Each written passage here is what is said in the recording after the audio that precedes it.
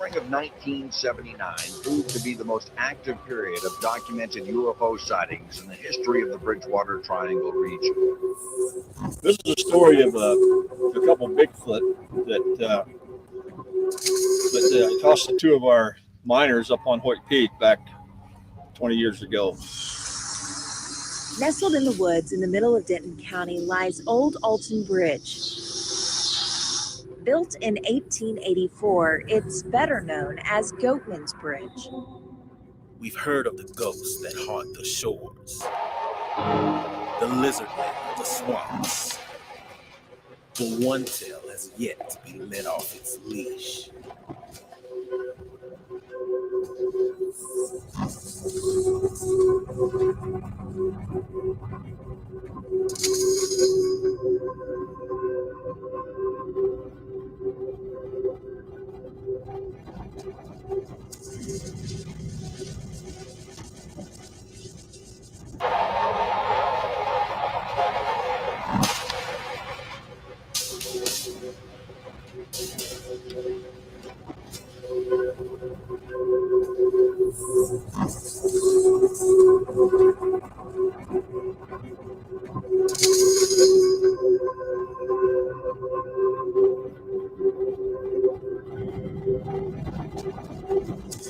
You gotta see this story tonight. A couple is sharing their experience of living in a Hillsborough house. They say it's haunted. I could not do this. CBS 17's Bridget Chapman spoke to the Maxwells about their time in the house and dug into the dark history of that property. He worked for the Times. He was the second one, actually.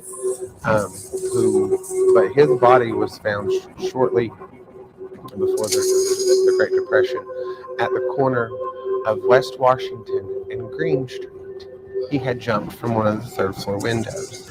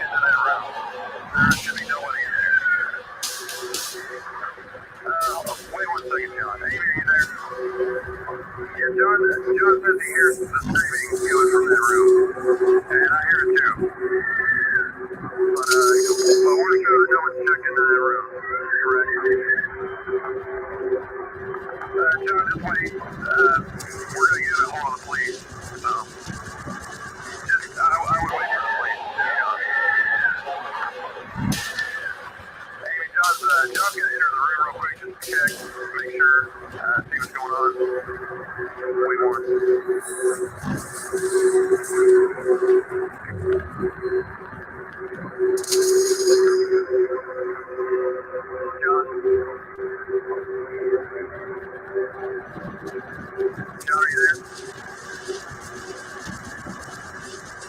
Okay, Amy, John wants you to call the police right now if you don't mind.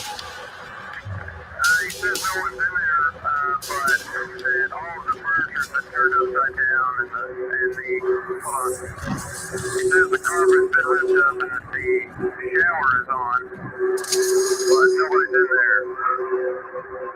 Man, that's scary. I'm officially freaked out now.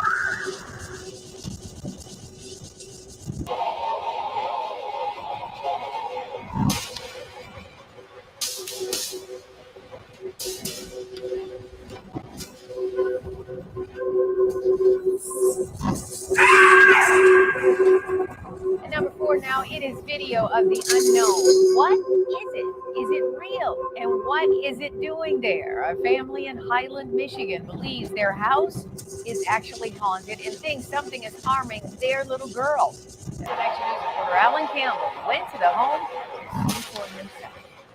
It happened here in this room. As 15-month-old Lily was inside her bed. Caught on camera, something walks in front of her, catching Lily's attention. Whatever it is, the family says it needs to go. It's almost like she sees something that we don't. It's an image Heather and Josh say is haunting their home. It was chilling. It was literally a chill down your spine. Like that what if factor. Like, is this what I just saw? Caught on the couple's Danny Cam video a few weeks ago. What appears to be something moving in front of the baby crib. I freaked out. I stopped what I was doing and I ran upstairs and I grabbed my daughter. Heather says this so-called ghost scratched her daughter Lily and attacked her too. It scares us that it could do something else. I mean, there was even a morning that I woke up and I felt like something was around like someone's hands were around my neck. A team of paranormal investigators came in and tried answering some of the couple's questions and concerns. His father, Jim, says it may be someone who lived in this house before. The story that I was told was the gentleman that lived here originally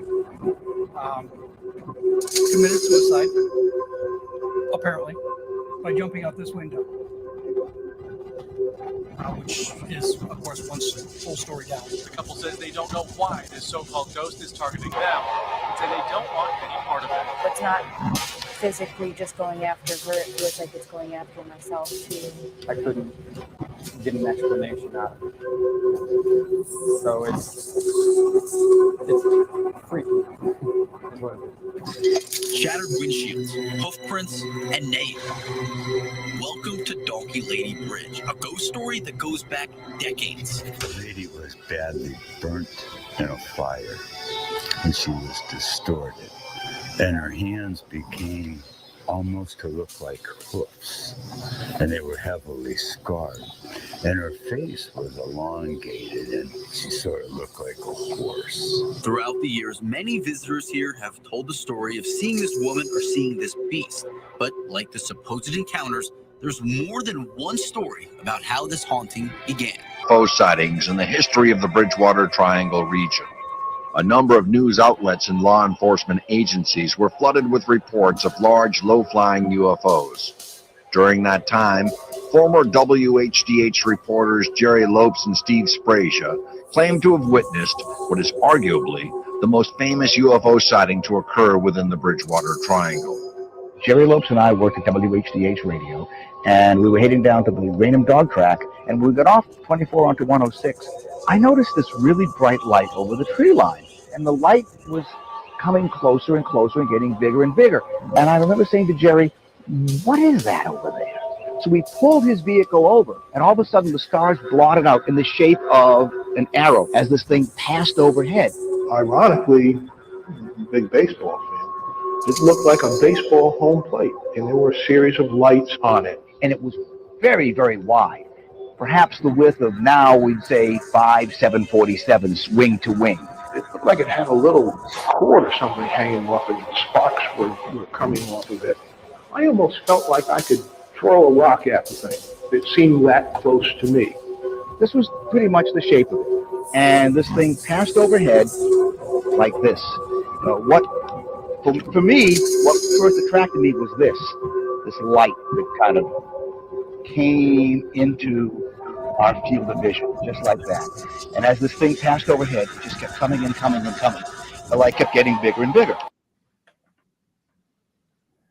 Hey, everybody. Welcome to Yellow Cottage X, which is a little different than Yellow Cottage Tales in that on Friday nights, we like to forget the problems of the week and suspend disbelief to enjoy a good tale from the supernatural or the other worlds. Tonight's focus is going to be on tales from the cemetery.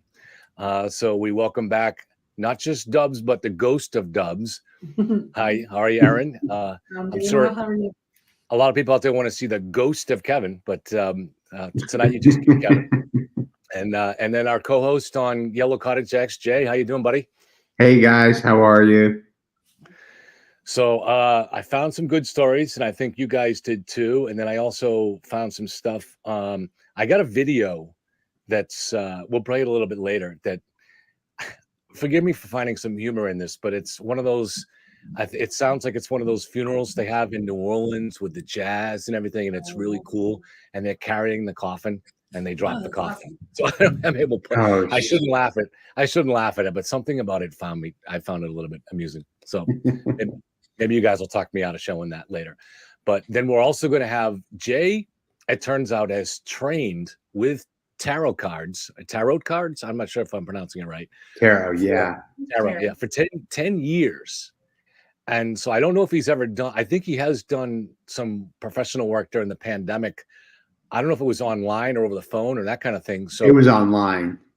Online. Okay. Yeah. So he's going to, just for fun, he's going to see what we can do with some of the people in the comments section who want to get, and we actually have, I'll show it to you briefly right now, and we'll bring it on later.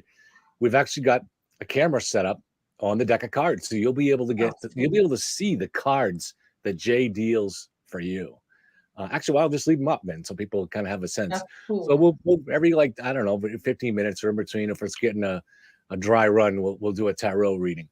So what we want to start with, who has a short but dramatic story to get us going? I don't know how. Do you guys have a relatively short one about the cemetery? Any volunteers? I have one. Yeah. Okay. All right. Give me 1 second though, Kev. I'm going to turn off the lights in the background. They're throwing up flares on the screen. So give me 2 seconds. I'm going to step off. Well, let's have Aaron give us one then, if you have one ready, Aaron.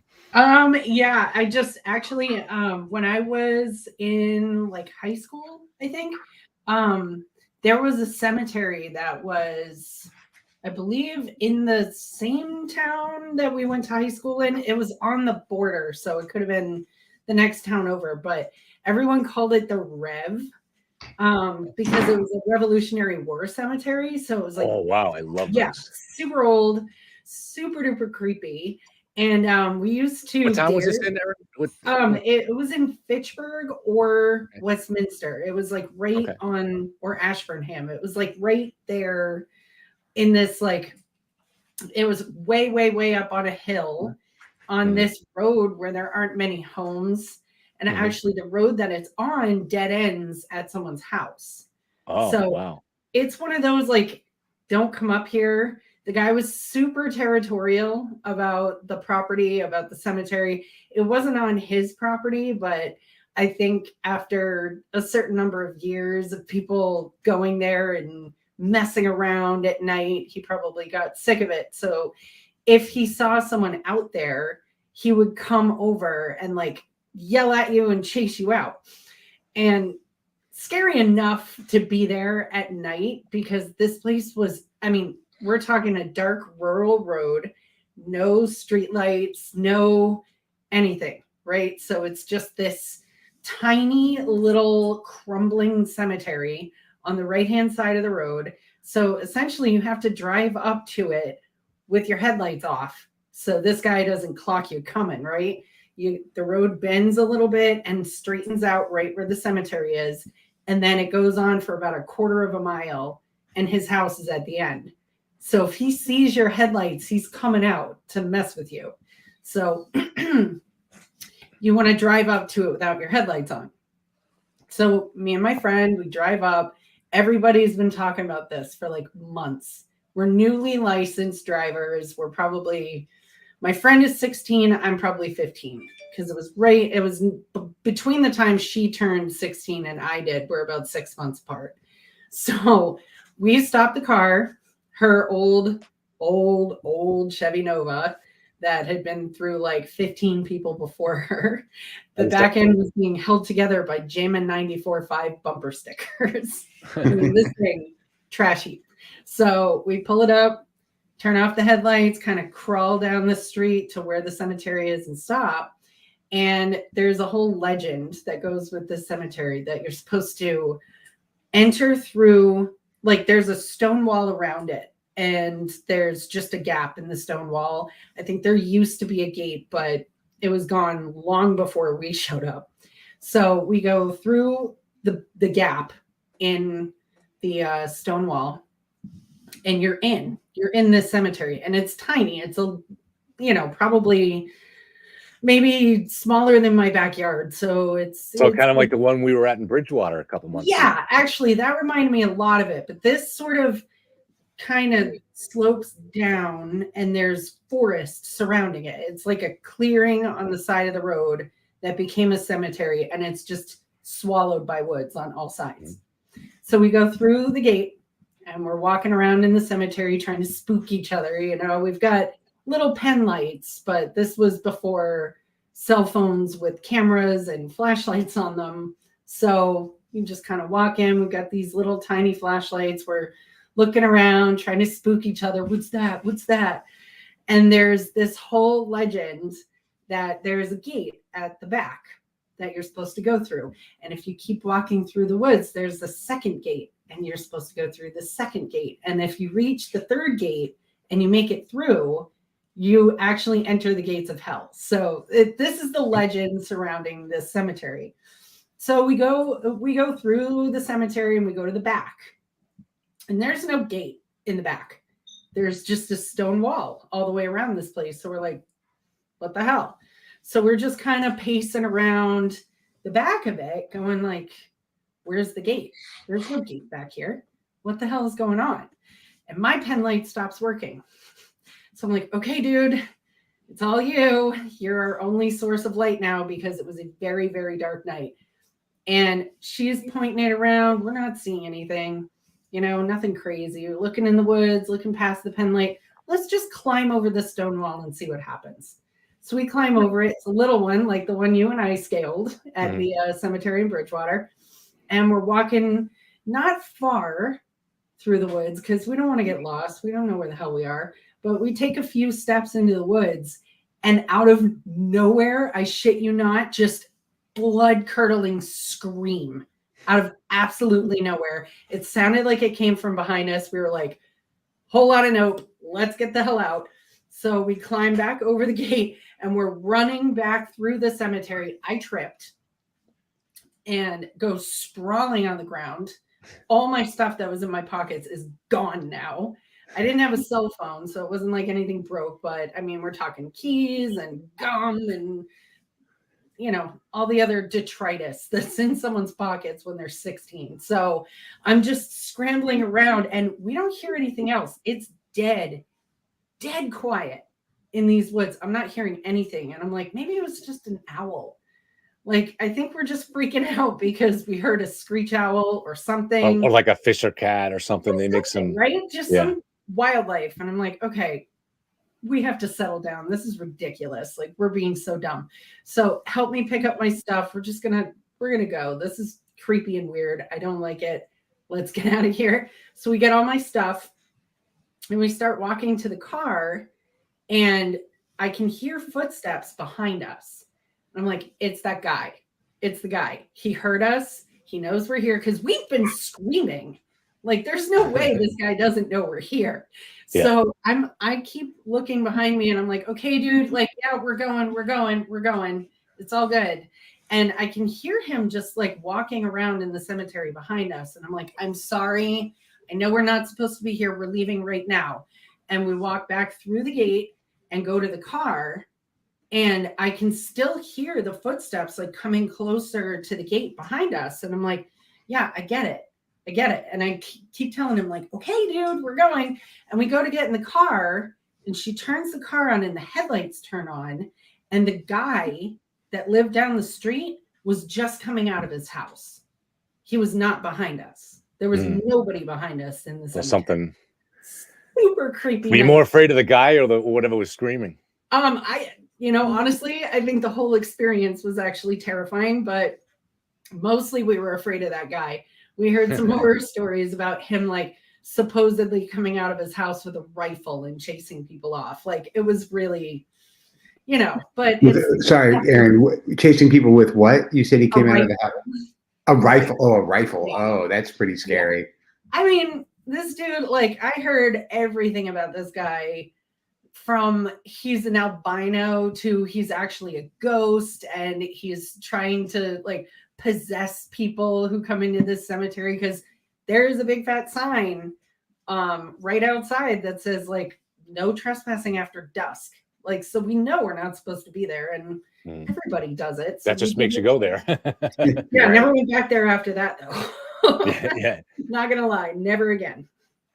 Jay, I just got a real quick one for you. Jay and I have had these discussions. Jay is a great guy to have private discussions on the phone with, because he's knowledgeable about a whole bunch of different things, especially philosophy, history, and that kind of stuff.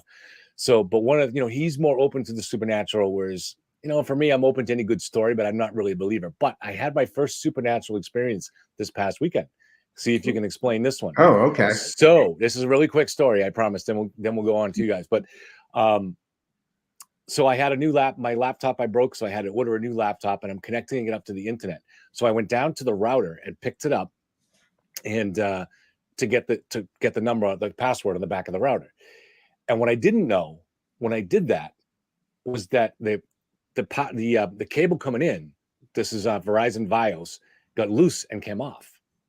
Didn't know it. So we have 3 TVs in the house, and all night, all 3 of them were working until one of them finally went out around 10 o'clock. So then the next morning, I'm going through the steps, you do all the reset things and stuff like that. And I didn't notice that thing was completely unconnected.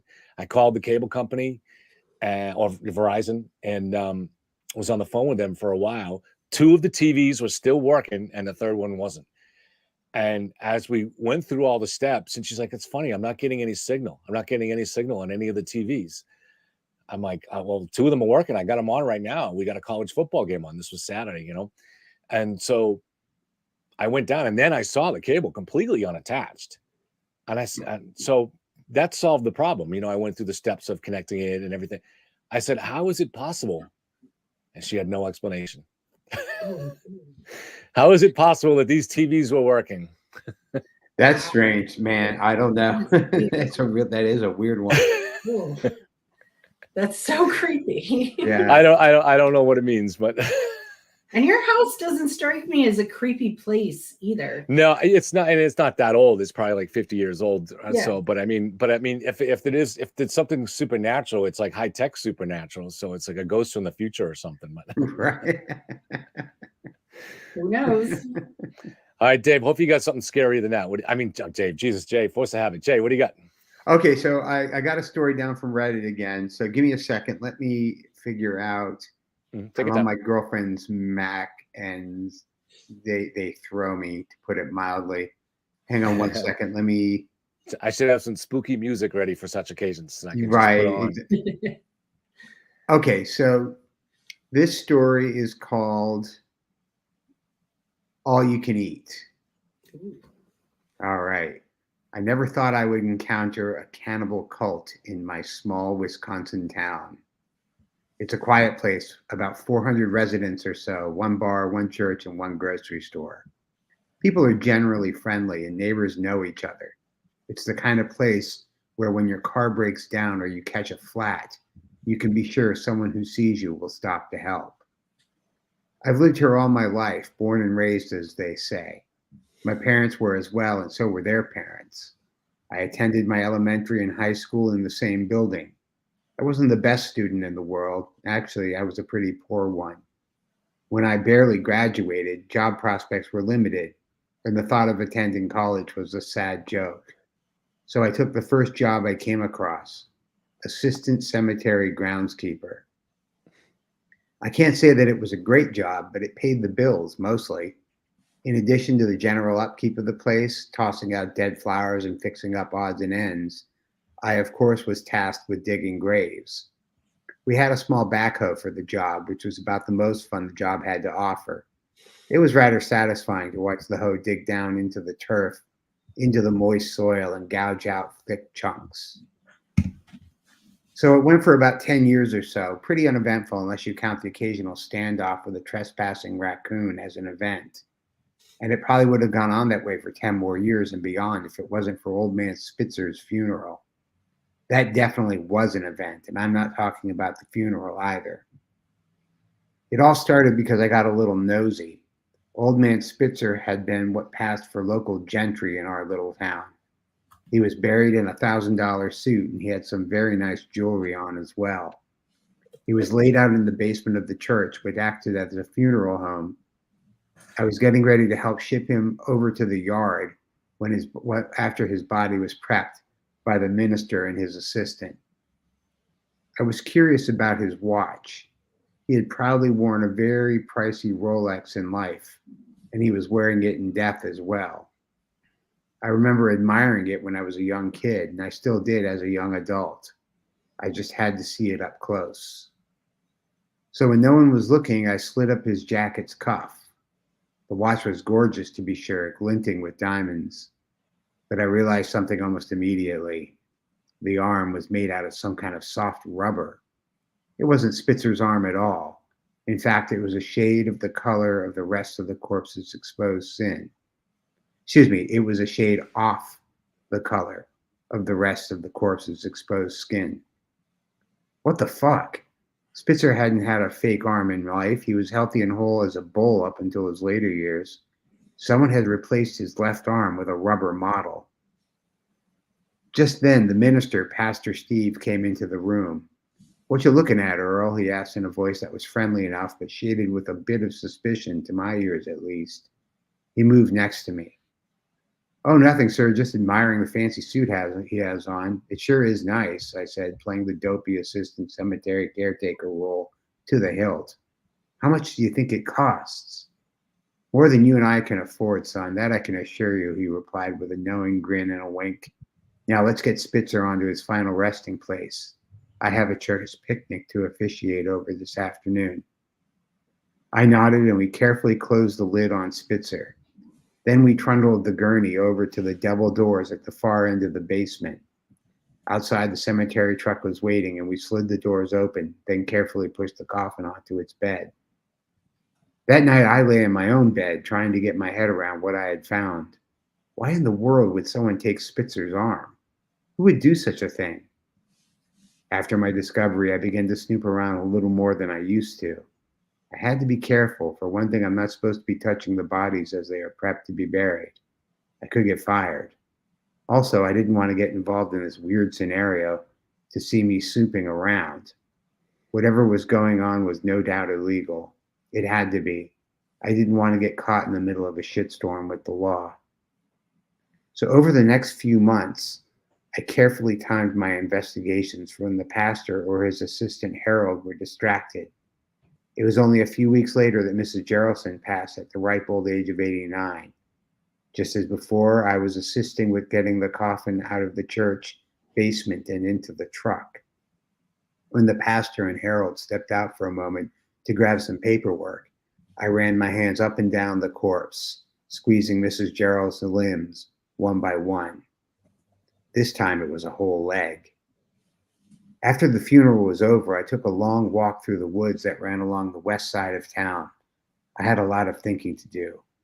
I told myself I should just drop it. It wasn't my business. Why should I care? But I couldn't let it go.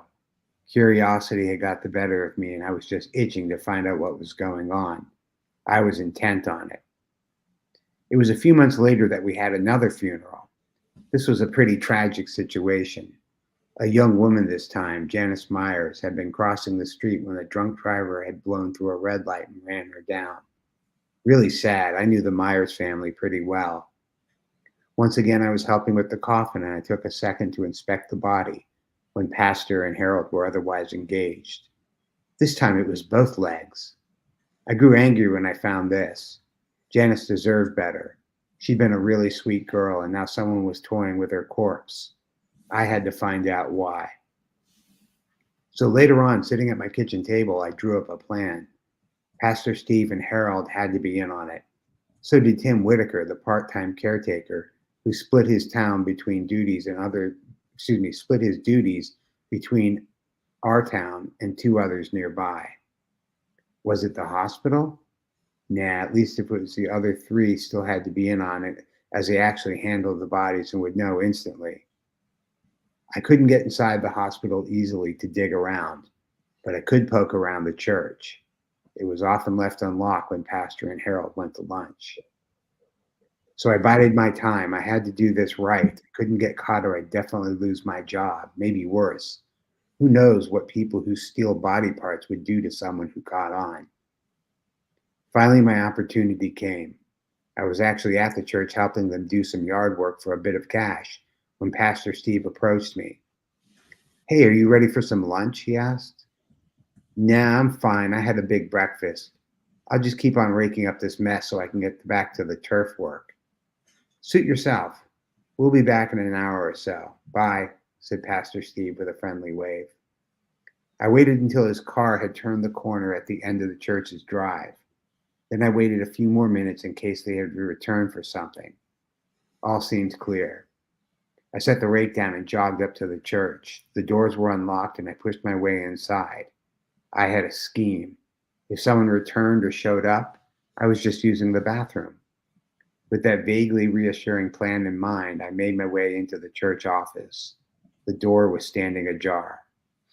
Once inside, I began to look around. The desk was neatly organized. I pulled open the drawers and found nothing but office supplies, ledgers, and an old Bible. No dice here. Same with the closet, nothing but old coats, boots, some boxes of past tax forms. The filing cabinet was locked, but the keys were in the desk, and I had hopes for a second, but nothing to be found but old files. So much for the office. Where to next? There was the conference room that was empty but for folding chairs and long tables. The bathroom was the bathroom. There was the pulpit. I ran up to it and examined it. There were just some notes for a sermon, a pencil, and a rather old-looking key. The attic. The key must be for the attic. The attic door and the steps were behind the altar. Sure enough, the key fitted and I turned it. With a click, the door swung open under my touch. I flicked on the light and raced up the stairs. Time was running short. I had about a half hour left, max. My heart began to pound. What I found in the attic stopped me in my tracks. A large circle had been drawn on the floor in what looked like charcoal. 4 black candles stood at equal points around the circle. A strange design was scrawled on the floor in the middle of it all. A small table stood off to one side of the circle. On it rested what looked to be a very old book bound in dark brown leather. I carefully picked it up and it fell open to a section that had been marked by a slip of paper. The way the book opened so easily told me that this section was referred to often. I glanced at the pages of the book where a kind of song or chant was printed. Then I looked at the slip of paper. Then I felt my mind starting to slip loose from its bindings. I composed myself, replaced the books as I found it, and made my way down the stairs. I was trembling with fear and disgust. I stumbled to my car and drove away, far away from the church as I could, crying and retching with nausea. That was a few weeks back. I've avoided Pastor Steve and Harold as best I can, but the time will come when I have to work a funeral with them. I don't know what I'll do. I cannot stop thinking about what I read. One part of the verse was seared into my brain. How I wish I could forget it. Let them eat of the fallen, for the fallen shall provide the strength and the will for the master's work to be done. Though they know it not, they shall serve and serve well. But that was nothing at all to what I had read on the slip of paper. You see, it explained where all those body parts had gone to. Thinking about it now, I recalled all those church picnics I'd attended. Pastor Steve and Harold serving food with those big smarmy smiles. The slip of paper had had a recipe written on it. Was that in Wisconsin? Did they say? No, I didn't say anything about location. Yeah, Oh, it's in Wisconsin at the beginning, I thought. Yeah, I thought it said at the beginning it was Wisconsin. Oh, maybe it did. Sorry about that. Because it reminds me of well, wasn't Ed Gein from Wisconsin, and he was a grave robber. He was doing a lot of that stuff back in the 50s. Well, this Oh story yeah, was for real too, but I remember hearing about him. yeah. All right, so let's jump into the tarot cards, Jay. Tarot Okay. cards. Why don't you start out by doing me and then Aaron? And I say me first, just in case it's something particularly scary. And then anybody here who's listening, if you want Jay to do your tarot cards, speak up here, and we'll see if he's willing. I'll be happy to. I'd be Okay, happy so to, I do it a little differently, guys, than a lot of folks. They oftentimes ask a question, and I don't do it that way. What I do, I just do a casting, and then we try to see how it fits into your life. Okay. Okay. So what I'm going to do is I'm going to start shuffling the cards. I'm off screen now, shuffling the cards, and you tell me when you want me to place the first card, Kevin. Okay. Ready? Yeah. Now. Okay. Okay. First card. Can you see that? Yeah, but you flip it over after, right? Yeah, I can see it. Yep. Yeah. Okay. So it's the 8 of Wands or staves. All right. Let's do another card. Tell me when. When? Go ahead. Sorry. All right. We have the 10 of Pentacles. That's an interesting card for sure. Let me see if I can get a better angle on this. Yeah, that's better. How's that? That's better. Yes, that's much better, right? better. Okay. Yeah. Yeah. Yeah. All right. How many cards do I get? I just do 3. Okay. All right. At a time. We'll keep it simple. All right. Go ahead. All right. And what do we got here? We have the Lovers. Okay. So let's go through what the different symbols mean. I won't dig into it too deeply. So wands or staves, they're kind of interchangeable, have to do with things like your inner fire, your inner drives. It also has to do with hearth and home, your kind of homes, your social situations, but your immediate ones, your family, your friends, wife or girlfriend, whatever it may be. Now, the Pentacles, the next card, Pentacles have to do with the earth. I should jump back and say that the staves are also the elemental correspondence is fire. Okay, so think of your inner fires. Pentacles have to do with the earth, and they have to do with political relationships. Not strictly speaking, not like political, Biden versus Trump, but just your interactions with other people in the world. It could be your employer, business relationships and stuff. Yeah. Exactly. Right. Yeah. And then last but not least, we have the Lovers. And the Lovers is a card. It's one of the major arcana, which their elemental correspondence is spirit. So there's 4 elements, and then there's spirit: fire, air, water, and earth. And then there's spirit that binds them all together is the matrix, if you will, for that.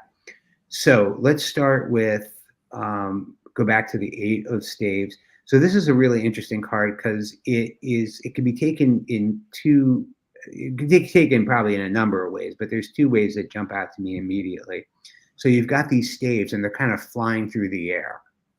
Okay. So this could mean one, that you have kind of think of them almost like launching missiles. You have this very directed kind of. I'm at war. It could mean that you are. It can mean that you are bringing your immediate home relations into some sort of focus, or it can mean the opposite. It can mean everything's flying through the air pell-mell. Okay, so let's read out the rest of the cards and see how they might interface with that. I think that it is more about focus. more about direction in your inner fire, your inner, I'm trying to think of the right word, your, whatever gets you going. Sorry, that's not the Motivation? I'm sorry? Motivation? Thank you. Yes, Aaron, thank you. Exactly. Your inner motivations, the things, your goals that get you out of bed in the morning, so to speak.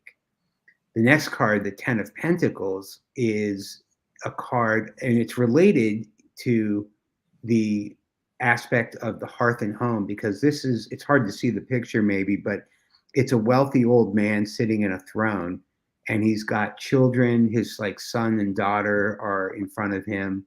You can tell he's well off. There's 10 pentacles around here. So he has a lot of earthly possessions. Now, it doesn't strictly mean like money, although it can. It can also mean that you have lots of solid relationships with people around you, with the broader world. And it's supported by your family life. You have a close family. Your family's there to support you. And that in turn supports your relationships with the broader world. And last but not least, of course, we have the Lovers, the Spirit card. The Lovers, it doesn't necessarily mean romantic love. It can, but it can just mean whatever is your passion. You know what I mean? Whatever it is that. So the way I read this is you have a strong inner drive and your immediate relationships are helping you to achieve your greater goals in the world. And that will consummate, if you will, in the achievement of those goals, the ultimate achievement of let's call them your higher goals, not necessarily money and whatever, but what you want to, like for the channel, for example, you want that to excel. You want to be my known. screenplay. Maybe I'll be hearing from, I have a screenplay up that I'll be hearing from. Right. Okay. There we go. Exactly. Right. Yes. Yeah. So your future, you have some sort of positive. Now, let me talk a little bit about interpreting them too, in that, I don't use the tarot to find like my car keys in the couch and stuff like that. You know what I mean? Yeah. Sorry. Yeah. No, believe me, if I could find like hidden fortunes, I wouldn't be here right now. I love you all, but you know what I mean? I'd be on a beach. Even if you could just find people's car keys, you could make your own fortune. I could make my own fortune. Yeah, really. Exactly. Right. So, but it's a little more I like to think it's a little more abstract than that. So it's just like broad themes, So again, you have a focused inner life. You've got your goals. You know which way you're headed, the direction that you're headed. You've got strong family around you. You have their support with what you're doing. And you have strong relationships, or pardon me, it could be that you're building those relationships with the greater world. And that could be reaching out to people about your scripts, making contacts on YouTube, trying to find people to come on the show. And ultimately that's going to lead to could lead to the consummation of your deepest desires. Oh, thank you. Before we get to Aaron, just a quick question, because I don't really know anything about the tarot cards. How many are there in the deck? There's 78 total. Oh, wow. Yeah, and there's now I'm going to get this wrong. There's 40 of the minor arcana. There's 16 of the what are called the court cards, which are like king, queen, knight, and page. And then I forget exactly how many. I should know this. No, I'm sorry. Of course I know this. There are 21 of the major arcana, and that's like death and justice, kind of very broad themes. So you can think about the minor arcana as like very specific details. The court cards are a little bit above that, kind of a little more abstract. And then I'm kind of grateful that I didn't get justice or the court cards, but right, yeah, right, exactly. Watch, mine will be all those. Could be getting sued or something like that. Yes, and justice. Justice, exactly. So that's it. All right, cool. Aaron, are you ready? Aaron, you ready? Okay, let me shuffle the cards. We want to start with a fresh deck every time. Please don't let it be awful. Now, I will say I don't pull any punches when I read. Some people try to find, the happiness in, like, you can get like death, the 10 of swords, and something else, and someone will be like, oh, well, it actually can, be a positive. Well, death means change, right? It doesn't Yeah, necessarily it doesn't. mean Actually, you're right. Yeah, death can mean just the beginning and the end of something rebirth and the and beginning of something new. yeah. There's far worse cards actually than death, and they're all sword cards. There's the the 8 of swords, which is pretty bad. The 10 of swords is horrific. And then there is the 4 of swords, which is fairly bad as well. So those are really the cards. Now that you've scared the crap out of her because you haven't Yeah. dealt yet, and she's gonna be watching for the swords. Sword. Let's see what the cards hold for you, Aaron. All right, let me shuffle real fast. Okay.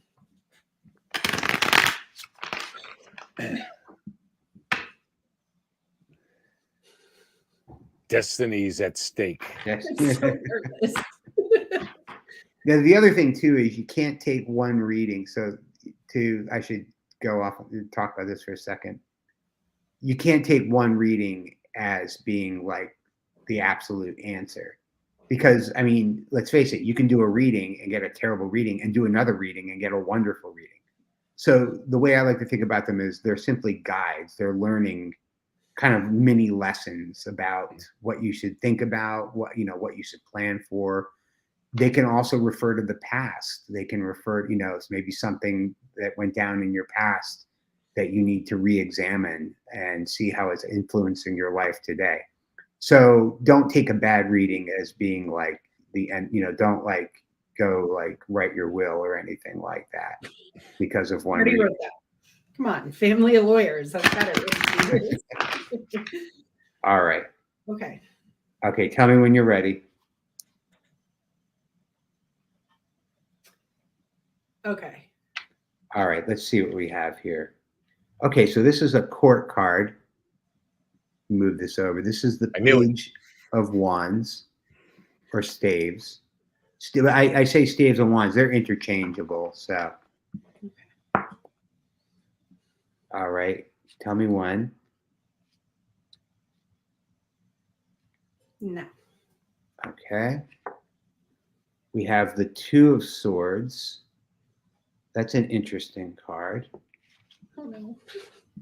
Some cards are definitely more interesting than others. Some are like tell like a real story, and others are very general, and they do better in context with other cards, if that makes sense.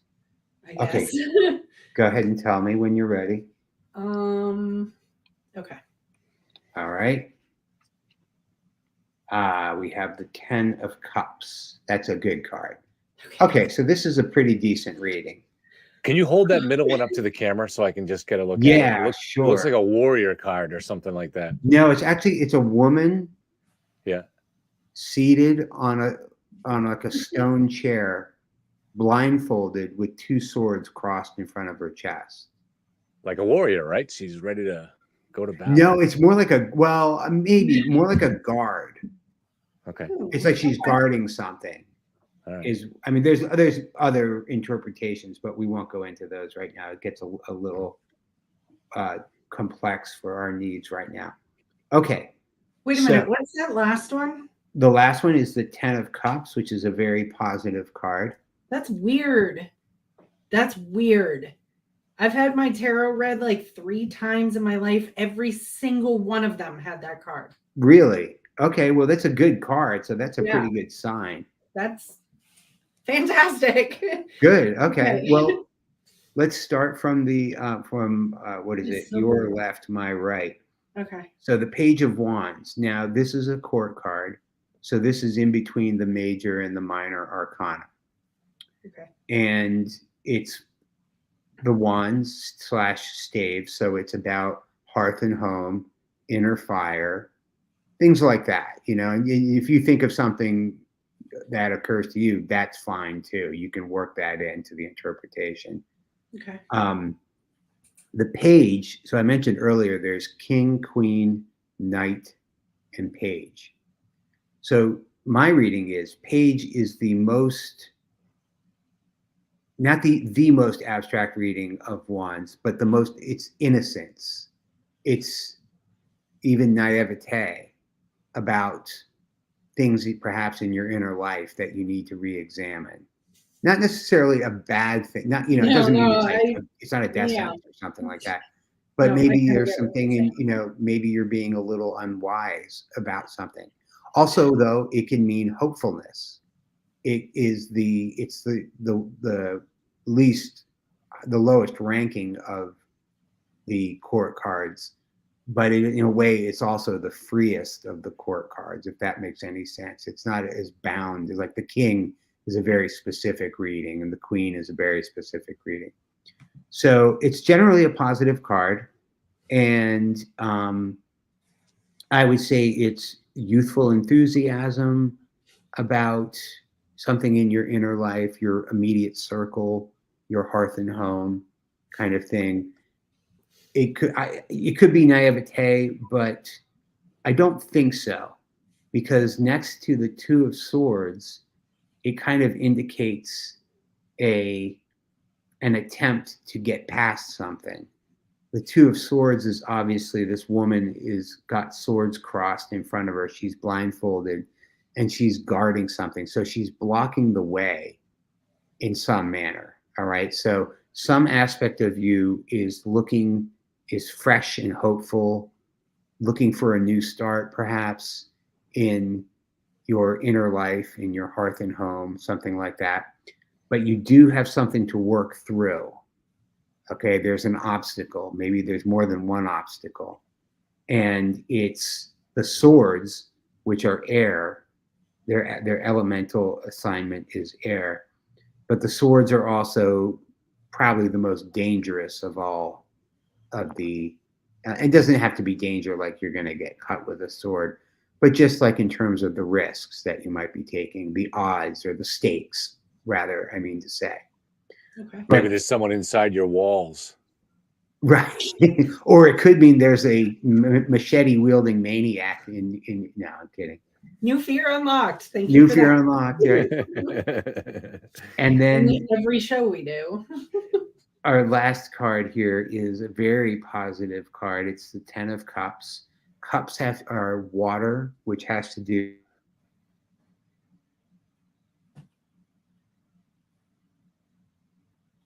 Is he frozen on your end I too, think Aaron? so. Okay. Oh, I thought it was What a way Millie. to freeze with your finger on your nose. Oh, God.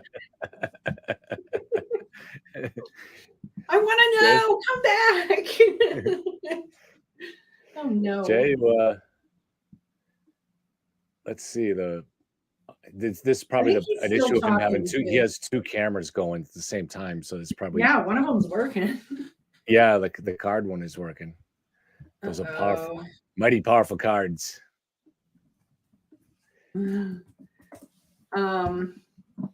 Dave, Jay, we're frozen with you here, so yeah, I'm not sure if you're able to hear.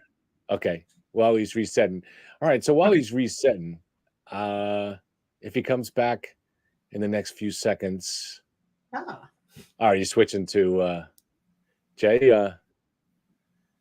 Unmute. We see you, buddy. You're muted still. Yeah. Let's see if we can fix that for him, but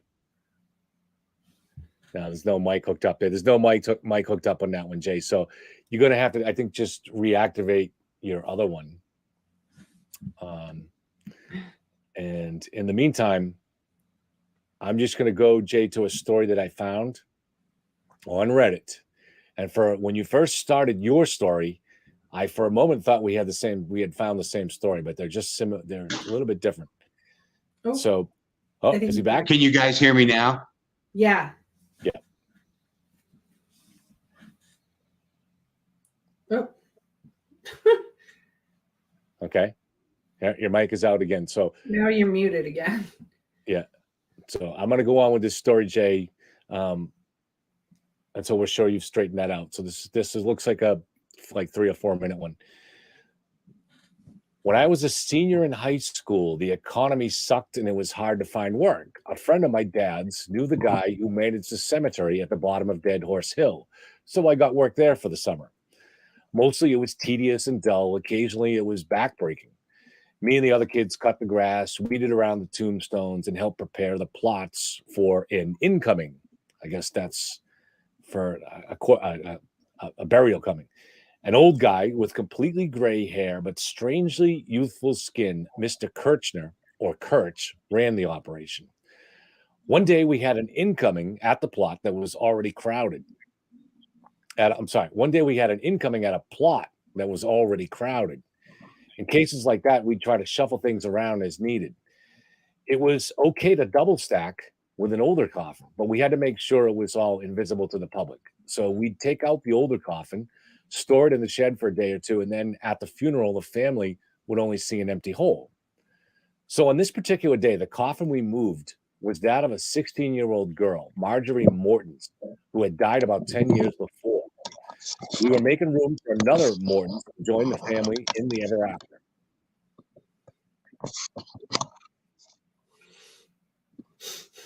Okay, I'm just going to go on, Jake. I'm in the middle of this. At first, it was uneventful. The wood coffin. This is the old. They're moving the coffin of a girl, a 16-year-old girl who had died before, and they're moving her to make room to put in another family member. At first, it was uneventful. The wood coffin was pretty solid, not the kind you usually had to worry about falling apart if you moved it. I took it right to the shed with the backhoe. The machinery is loud, so if anyone had been banging from the inside, I wouldn't have heard it. Why would someone be banging from the inside? Well, I left the casket within the grip of the backhoe inside the shed, since we wouldn't be needing the backhoe from the machine for anything else. So it was a few feet off the ground as I reached the door to leave, and that's when I heard a single bang. I stopped and listened without turning around. My imagination? Then it came again. I jolted around to face the coffin, but moved no closer. And sure enough, another bang came. My eyes swept the shed to make sure what I was hearing was coming from inside the coffin. And then I heard a muffled cry, followed by more thuds. I went to the coffin and touched it with my hand. Marjorie? It was impossible. She'd been dead for 10 years, but the banging continued, sometimes just weakly, sometimes a strong thump. I backed away, torn. I'd seen way too many zombie movies, and anything underground for 10 years must surely be undead. But the thought, irrational as it was, of a 16-year-old girl being trapped underground for all that time aroused some sense of adolescent heroism in me. Here was a damsel in distress, and me with a chance to play the hero. Such a mix of emotions had me frozen stiff. Then Kirch arrived, that's the manager, and immediately recognized in my expression that something was going on. He pulled me out of the shed. And at that moment, I recognized something that had gnawed at me all summer. I didn't trust Kirch. Couldn't put my finger on why, just didn't. Maybe it was the way he kept us away from certain parts of the cemetery without explanation. So after I left, he locked the shed. Now that was not at all unusual. With a corpse inside, you have to keep it locked, but the speed with which he did it made me suspicious. Another kid working the cemetery that summer, Jerry, had started it the year before, so he was kind of a veteran. I decided to tell him what had happened. He frowned, said he'd heard things, but would say no more. I told him we had to do something. He didn't try to tell me what I'd heard. He didn't try to tell me what I'd heard was impossible. No, he didn't seem to doubt at that moment what had happened. His position was that there were things in life you just have to leave alone, out of your hands, like seeing a drug deal at school. None of your business. Oh, hold on one second. All right. Yes, we lost him. Yeah. Later in the morning, I returned to the shed, pretending to weed in the area, but I didn't have a key for this lock, a special lock the manager only used when there was a corpse being stored. I stood by the door listening. So hard to hear through a heavy door and the wood of a casket, but when the wind died down and the birds were silent, I thought I could hear her. I even thought I could make out the word help. Kirch came storming up from the nearby mausoleum with a warning look, so I scooted off to the lawnmower to do some cutting. Later in the day, the crowd of the Mortons, that's the family, and friends showed up for the funeral, one of the larger crowds I'd seen. So this most recent addition to the plot had been someone important, I guess, in life. I paid extra attention to the family itself, knowing that there'd probably be a strong resemblance to the 16-year-old Marjorie. or at least as she looked 10 years ago. Some of the younger women in the clan gave me a good sense of what she looked like. Petite builds, dark hair, fair skin, and plenty of freckles. Forgive me, for I was only 17, but I noted how each of the women were attractive in a very down-to-earth, likable way. The funeral was lengthy, and the shadows were already growing long by the time everyone cleared. We lowered the brand new coffin into the earth, a hole that was made low enough that Marjorie's older coffin could be placed on top. Normally, we'd wait until the next morning to bring the other coffin out of the shed, but Kurtz was eager to be done with it today. However, instead of having one of us drive the backhoe holding Marjorie's coffin, he decided to do it himself. I looked at Jerry for a reaction, but he avoided my eyes. If Kurtz didn't need our help to lower that coffin into the grave, he probably would have had just dismissed us to go home for the day. But one odd thing he did do while we were waiting for him was he kept gunning the engine of the backhoe for no reason, making all this a very noisy process. Still, I tried to listen for banging, and my pulse started racing. Was I going to let them bury Marjorie again, even though she might somehow be alive? Sensing I might do something, Jerry whispered to me, saying that the mind plays tricks in a place like this. You hear things and think it's something, but it's nothing. I knew that I sometimes had an overactive imagination, especially working jobs like this where you spend a lot of time yourself and tend to daydream. So I figured maybe Jerry was right. No one could survive being buried alive 10 years. Heart rate came back down close to normal, though my nerves remained twisted tight as we started to lower Marjorie into her final resting place. But then the unimaginable happened. The bottom of the coffin, which had rotted, collapsed just a little in the corner, causing the coffin to slide and fall the last few feet right onto the new coffin. Perhaps I shouldn't say unimaginable. These coffins are old and moldy and subject to many years of wet earth, so it happens. It was only unimaginable to me because of what I had heard earlier. Kurtz bolted into action. I didn't think his old limbs were capable of. Pulling and shifting like a madman, he had that machine immediately shoveling and pushing dirt into the hole. The coffin had crumpled a little, and before he could cover it with dirt, I glimpsed a pale, freckled arm outside the collapsed side of the coffin. The flesh was as young and pristine as that of a healthy 16-year-old girl. I caught only a glimpse before a pile of dirt landed on it, but I am quite sure that arm was moving, the fingers clawing. And as the piles of dirt covered the lid, I heard a final, desperate scream from within, followed by sobs that were quickly absorbed by the dirt. You might chalk all this up to adolescent imagination, and I've explained it that way myself many times. 20 plus years have passed, but what we chalk up as imagination can be all too real late at night when we lie in bed trying to sleep. So with my own daughter now approaching 16, I recently decided to visit that old cemetery in the town I grew up in. It was a 5-hour drive to get there. But the idea of Marjorie down there somehow still alive haunted me. It was raining when I arrived, but that didn't stop me. I went over and stood by her grave. Another name had been added to the stone, Myrtle Morton, age 74 at death, presumably Marjorie's mom. I stood there, rain beating down on my balding head. Though it made no sense, my ears were perked, but no unusual sound came. And if somehow Marjorie was alive, she was under 6 feet of earth. However, to my horror, without hearing anyone approach, I became aware of a presence right beside me. Kurtz. The man stood there solemnly, his hair perhaps a little grayer, but that youthful skin about the same, if perhaps a little more plastic looking. His voice hoarse, he said, "A shame when they go so young." I thought of my own daughter. And Kurtz turned up to me, and his eyes bore through me. "A shame," he said, and then he walked away. I have no plans of returning to the cemetery at the bottom of Dead Horse Hill. All right, so that was what I found. Oh, Jay is back. Sorry.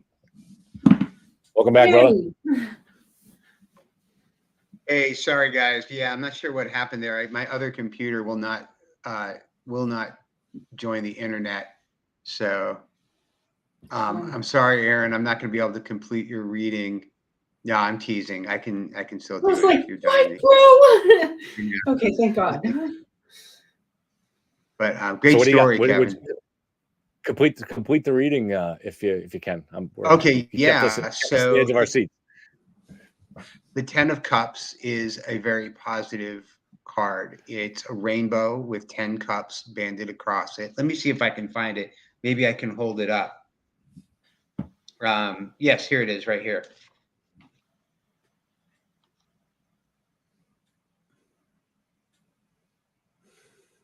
So it's 10 cups.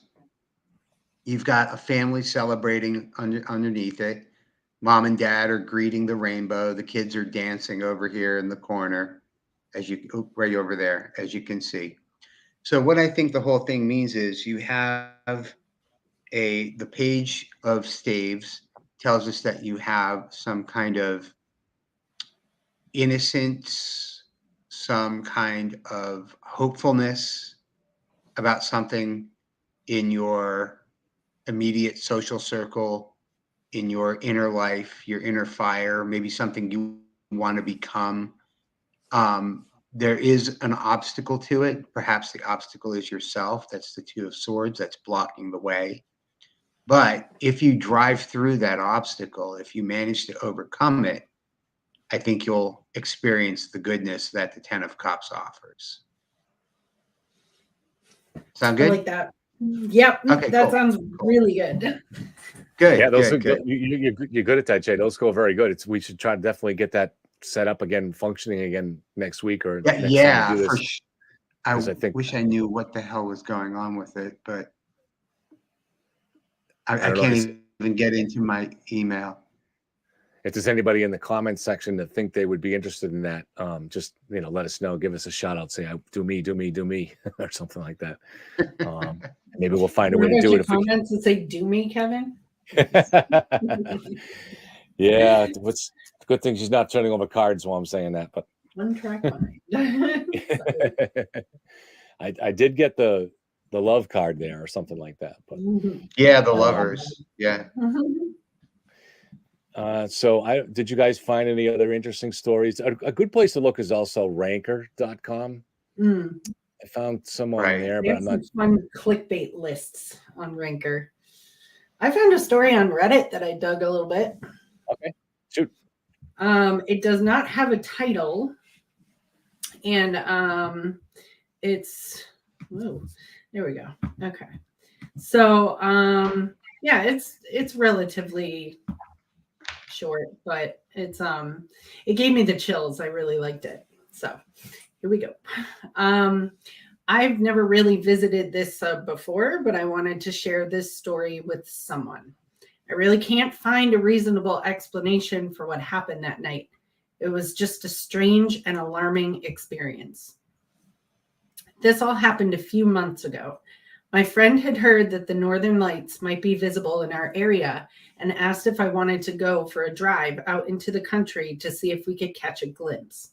So we headed out after dark and drove for a while, putting the city behind us and winding out into the countryside, all the while scanning the skies and just searching for a good vantage point where the stars and the lights might be visible.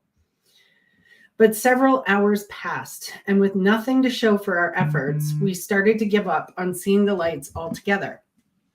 As we discussed what to do next at that point, my friend noted that we were close to her hometown and reminded me that she had been wanting to visit the local cemetery to find the graves of some of her distant relatives.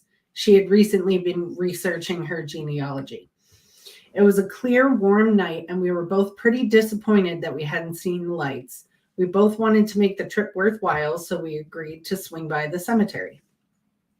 We pulled into the dirt road adjacent to the cemetery and walked around until we found the right graves. She took some photos, and we decided to just wander around for a little while. My friend was leading the way, using the flashlight on her phone to light the path and to ensure we didn't accidentally step on any of the graves. I had been feeling increasingly anxious since we had arrived, which struck me as a bit odd. I've done several cemetery seriation projects as an archaeologist and don't normally feel nervous in cemeteries, even at night. In fact, I usually find that cemeteries are pretty peaceful and calming, but I felt really strange in that particular graveyard and found myself frequently spinning around, because I felt like someone was standing behind me. Still, I just chalked it up to general anxiety and tried not to dwell on it. One of the problems with having an anxiety disorder is that it's sometimes hard to tell when your nervousness is justified. Even in retrospect, I don't know if my anxiety was just in my head or if it was related to what would happen next. After wandering for a while, we realized that it was approaching 1 a.m. and we should probably get back home. We turned back and headed toward the car. My friend's car was in sight and she was a few yards ahead of me when it happened. I suddenly got a wave of that nervous feeling again and thought that I had heard someone running up behind me. I was starting to turn my head to look back when I felt something collide with my back, the initial impact hitting me right between the shoulder blades. There was a substantial weight behind it, as if someone had actually hurtled into me. The impact was so forceful that I was thrown forward and fell flat on my face. And as I scrambled to get back up, I felt the weight pressing into my shoulders again and was shoved back down. I then glanced up to see my friend running towards me. She had also heard someone running up to us, had heard my initial fall, and had turned just in time to see me being pushed back down. She would later tell me she had seen my sweatshirt flattening against my back and shifting as if someone had been pressing their hands against my shoulders. She grabbed my arms to pull me up just as the weight disappeared, and we both bolted to the car, jumping in and instinctively locking the doors. She wasted no time starting the engine, then hastily peeled out of the driveway. As soon as we hit the main road, we just sped away from there as quickly as possible. We drove for several minutes without saying a word. I think we were both stunned more than anything and confused. She glanced at me finally and said, "What the hell just happened?" I didn't know quite how to answer that. I told her someone had shoved me to the ground, and she said, "I know, I saw, but what was that? There was nothing there." We tried to come up with a rational explanation, but none of them made sense. Had someone ambushed me and then bolted? Definitely not. We would have seen them. Had I tripped? No. I definitely felt something pushing me, and my friend had seen me being shoved back down. Had it been the wind? Not possible. There hadn't been so much as a breeze that night, and if there had been some freak gust of wind, it would have hit my friend too. Perhaps an animal had attacked me, but that didn't seem possible either. There were no local animals large enough, strong enough, and stealthy enough to topple a full-grown human without being seen. I had been in full view of my friend, illuminated by her flashlight, during the second fall, and the weight had remained at my shoulders even as she was coming right up to me. She should have been able to see whatever it was had been pushing me. If nothing else, an animal would have cast visible shadows beneath the glare of her flashlight, but there was nothing. We just couldn't explain it. Whatever had pushed me twice hadn't been visible to us. As the adrenaline faded, I noticed something else. My back hurt, right between my shoulder blades, right where I had felt the impact. I could feel a sort of stinging, prickly sensation. It felt like my back, despite being covered by my sweatshirt, had somehow been brushed with stinging nettles. I mentioned this to my friend, and she insisted on pulling over to the side of the road to look at my back. She switched the hood light on in the car and pulled the collar of my hoodie down to look. I heard her mutter, "What the fuck?" She took a photo of my back and showed it to me. The skin between my shoulder blades was reddened, and several little blisters had started to appear. In the days that had followed, the blisters would later swell up and pop. It was as if I had somehow gotten a sunburn or a bad chemical burn. There weren't any scratches, cuts, open wounds, no blood. It was a relatively subtle mark, but it was clearly there, and it baffled us. We certainly couldn't figure out how I'd gotten burned. I hadn't rubbed up against anything. I hadn't touched my back. I had been wearing my hoodie all night, and there were no tears or marks in the fabric, and the burn hurt. It continued to sting for several days. I couldn't sleep that night. My back hurt, and every time I started to drift off, I'd suddenly begin to fear that someone was standing over my shoulder, and I would startle awake. I couldn't really understand what had happened at the cemetery, but it truly rattled me. So, yeah. Oh, This that person sounds like a ghost from hell. So he had like the, Yeah. or something Yeah. had the fires of hell at that it could use. Yeah, I mean, this person like went on to have crazy dreams about this, apparently. So, yeah, very, very, very weird story. So it really Very creeped me good. out. They came with pictures too. There's actually a picture of this. Jay, bird. even though we don't have the camera, can we try to do a reading for Judy? One of the people in Judy's one of our faithful commenters. Yeah, sure. I might be able to get the. Should I just do it from No, here? just do it. No, we don't want to have to struggle with that. So just Okay. I guess are you still here, Judy? Give us a sign from the beyond, the great internet beyond. Give us a sign that you're still here, Judy. Your last comment was at 9:02, which was 3 minutes ago. We need a Ouija board to contact Judy. Judy, are you here? Judy, we'll give you a minute to see if you're here, because we have to figure out a way for you to be able to tell Jay when it's time to start dealing or stop dealing, so you can pull a card out. Judy has. Oh, Judy is here. Okay. So pull a card out now that she just said that, or can you pull out like the top three? Would that work that way, or because you've already shuffled them? Yeah, actually, let's do it that way. Let me shuffle again real fast, guys. All right, and then I'll pull out the top three. These are the top three for special Yellow Cottage guest Judy, who is from the sacred town of Canton. This is the Knight of Wands. Let me see if I can get that any closer. Can you guys see that? Yeah. Yeah, that's cool. Okay. So the Knight of Wands. Our second card is, the Page of Wands again. Oh, wow. Judy's number one. So we've got two. She's our number one fan, so. Number one fan. Oh, wait a minute. Okay. I'm taking this casting back. I didn't shuffle them properly. It's the same. Oh, you can't do that. Sorry, I can't. Hold on one second.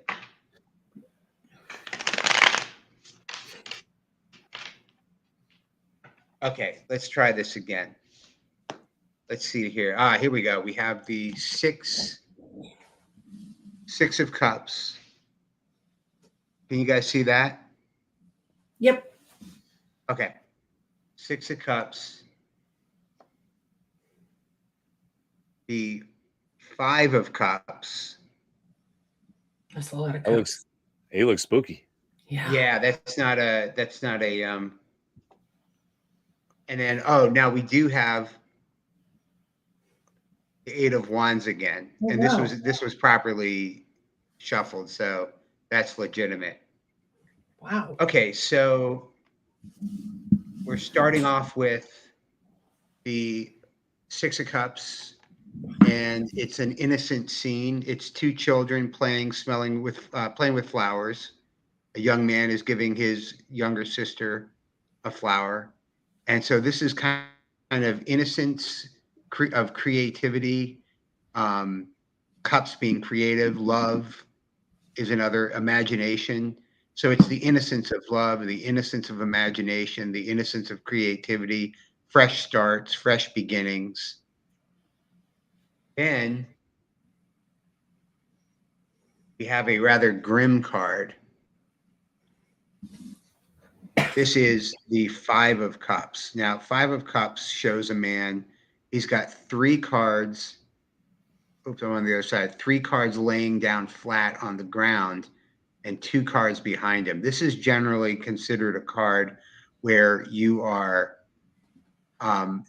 you're not, the glass is half empty for this guy. He's concentrated on what he's lost, but he's missing on what he still has behind him. So we could read this as, let me hold this guy up again. Start off with innocence, fresh starts. A long life comes along and you lose some of that. You still have some things in your corner, but you've lost some, but you're spending a lot of time focused on the negative. Then the final card, once again, is the 8 of Wands. So what I think this reading is you have innocence in creativity, innocence in love. You're going to lose something. You have to keep in mind that you have things still, you still have things. You still have creativity, you still have love, you still have imagination, even after the loss of some of it.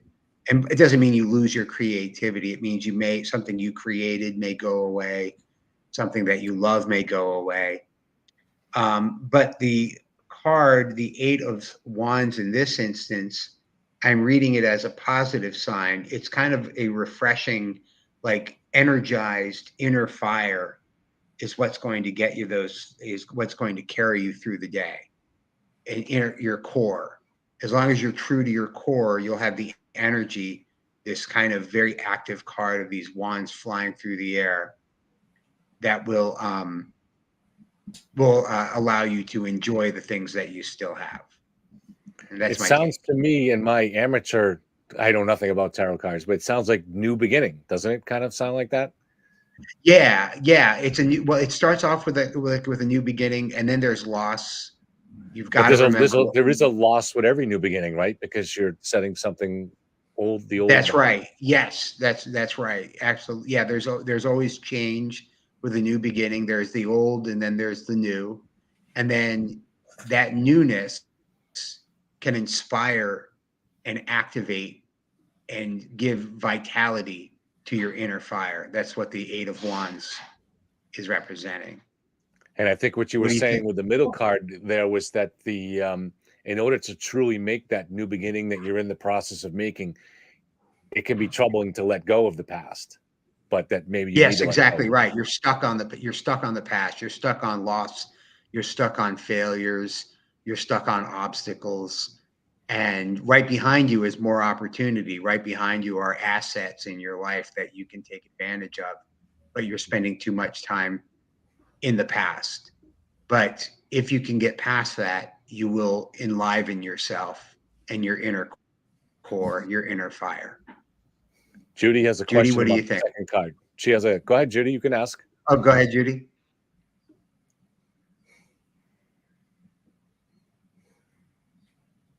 Can you see? I get a delay. Oh no. We're probably watching the same thing if Yeah, you're just sure watching thing. on the StreamYard, but you can't tell that she's typing. Probably is like if you're on something like Facebook, you can tell someone's typing, or Twitter or something. But I don't think so. Oh, I see. Okay. All right. Well, I'm happy.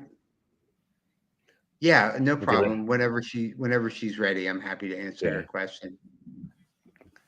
Give another few seconds, and then I want to go watch the end of the Celtics game, which that wasn't predicted by the tarot, but the figure represents you, Judy.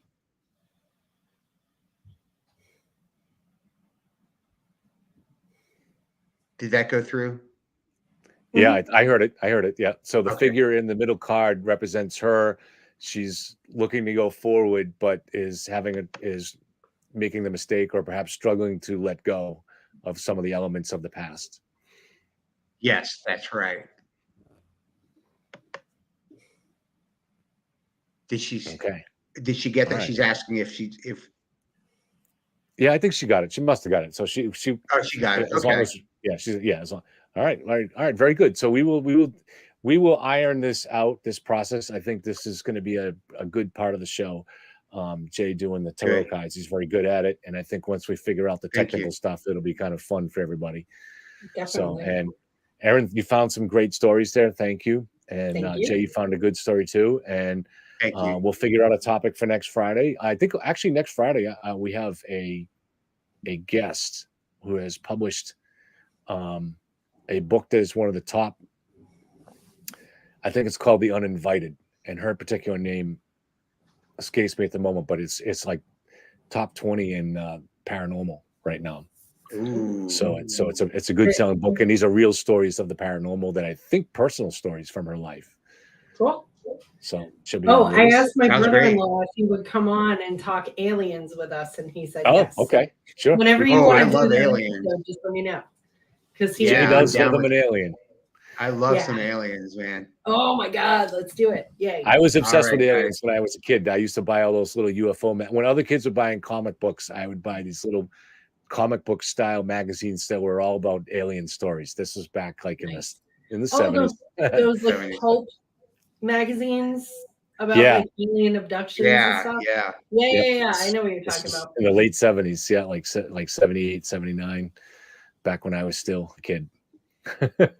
Sounds good, guys.